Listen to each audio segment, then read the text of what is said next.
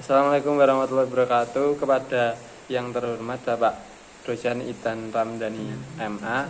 Perkenalkan, nama saya Ihya Ulumuddin dari kelas IKSB dengan NIM 20102050044. Di sini saya akan mempresentasikan tentang apa yang sudah saya buat di PPT,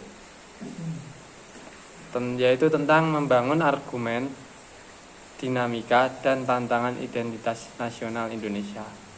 Pengertiannya, yang pertama, pengertian identitas sosial. Identitas sosial sendiri mengacu pada tata cara di mana individu atau kolektif dibedakan di dalam hubungan sosial mereka dengan individu lain atau kolektif. Yang kedua, dinamika sosial dapat diartikan sebagai keseluruhan perubahan dari seluruh komponen masyarakat dari waktu ke waktu. Yang ketiga atau yang terakhir yaitu identitas nasional. Identitas nasional adalah manifesti nilai-nilai budaya yang tumbuh dan berkembang dalam berbagai aspek kehidupan dengan suatu ciri khas yang menjadikannya berbeda dengan bangsa lain. Ya, itu slide pertama. Selanjutnya next ke slide berikutnya.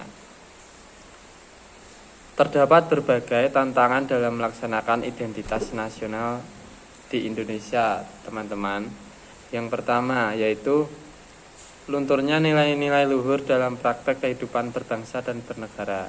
Yang kedua, nilai-nilai Pancasila belum menjadi acuan sikap dan perilaku sehari-hari. Sebagai contohnya yaitu tindakan serba instan, menyontek, plagiat, tidak disiplin, jujur, malas, dan masih banyak lainnya. Yang ketiga yaitu rasa nasionalisme dan patriotisme yang luntur dan memudar. Sebagai contohnya, lebih menghargai dan mencintai bangsa asing daripada bangsa sendiri. Lebih menghargai dan mengapresiasi prestasi bangsa asing daripada prestasi kita sebagai bangsa Indonesia. Dan yang paling sedang banyak di kalangan anak muda yaitu lebih mencintai produk dari luar negeri daripada produk dalam negeri. Padahal kualitas produk dari luar negeri dengan Indonesia sendiri tidak jauh berbeda.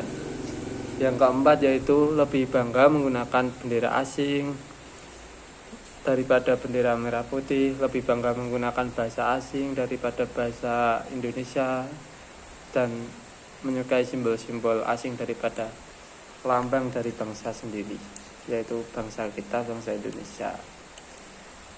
Next ke slide 4 ya teman-teman, yaitu tentang tanggapan dan analisis pakar.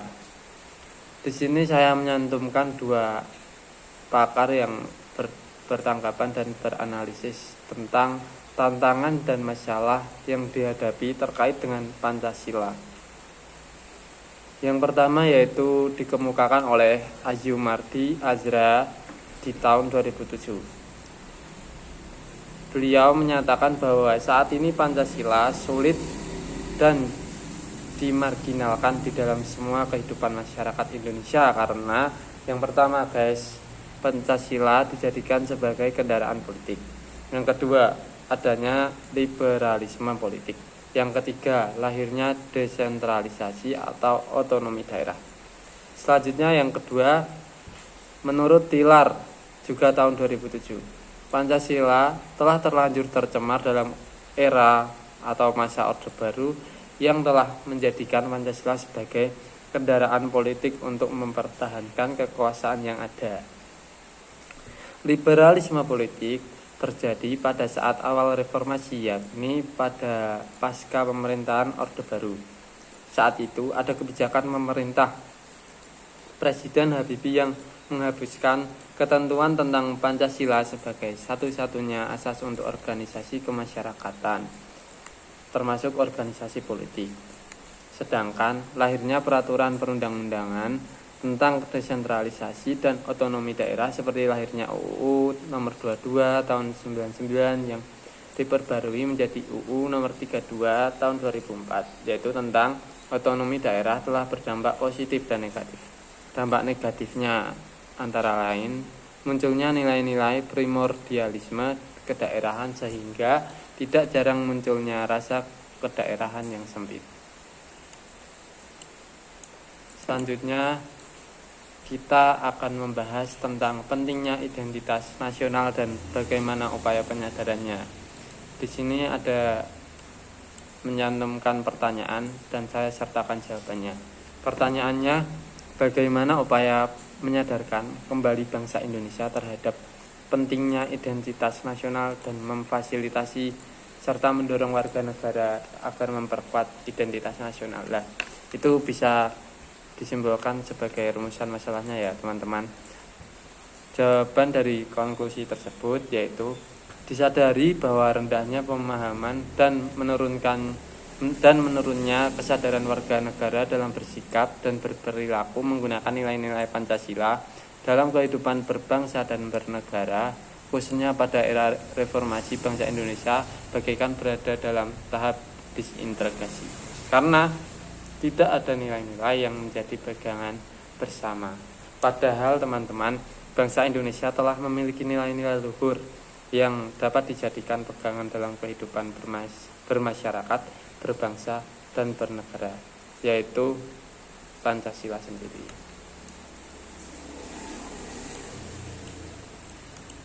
Selanjutnya, tentang bagaimana menghadapi tantangan terkait dengan masalah kecintaan terhadap bendera negara merah putih, pemeliharaan bahasa Indonesia, penghormatan terhadap lambang negara dan simbol bangsa sendiri, serta apresiasi terhadap lagu kebangsaan teman-teman.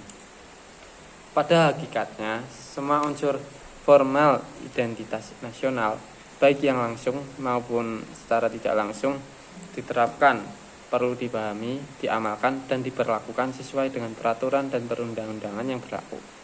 Permasalahannya terletak pada sejauh mana warga negara Indonesia memahami dan menyadari dirinya sebagai warga negara yang baik dan yang beridentitas sebagai warga negara Indonesia tentunya. Oleh karena itu, warga negara yang baik akan berupaya belajar secara keberlanjutan agar menjadi warga negara, bukan hanya baik tetapi cerdas. To be smart and good citizen. Mungkin itu saja yang dapat saya sampaikan di video kali ini, yaitu pembahasan tentang apa itu identitas sosial, dinamika dan tantangannya, dan bagaimana membangun argumen. Sekian, terima kasih kepada yang terhormat Bapak Idan Ramdhani MA. Wassalamualaikum warahmatullahi wabarakatuh. See you next time.